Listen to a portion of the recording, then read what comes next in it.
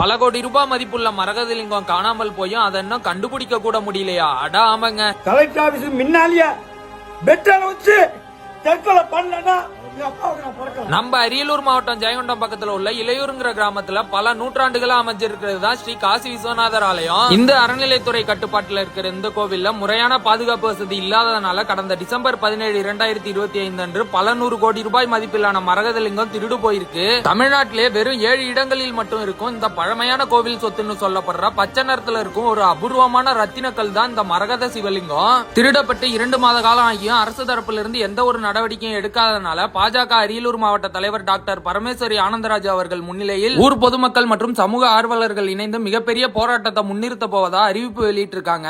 இதை சிறிதும் கண்டுகொள்ளாமல் தேர்தல் நாடகம் போடும் திமுக அரசையும் அறநிலைத்துறை அமைச்சர் சேகர்பாபு அவர்களையும் வன்மையாக கண்டிக்கின்றோம். தமிழகம் முழுவதும் பல ஆயிரம் ஆண்டுகள் பழமையான இந்து கோவில்கள் இடிக்கப்படுவதும் பராமரிக்க முடியாத நிலையில கேட்பாடற்று கிடப்பதும் வாடிக்கையாகவே இருக்கு. இதுக்கெல்லாம் வர்ற எலெக்ஷன்ல மக்கள் பதில் சொல்லுவாங்க. இத பத்தி நீங்க என்ன நினைக்கிறீங்கன்னு மறக்காம கமெண்ட் பாக்ஸ்ல கமெண்ட் பண்ணுங்க. வீடியோ பிடிச்சிருந்தா ஃபாலோ பண்ணிக்கோங்க. Okay, bye guys.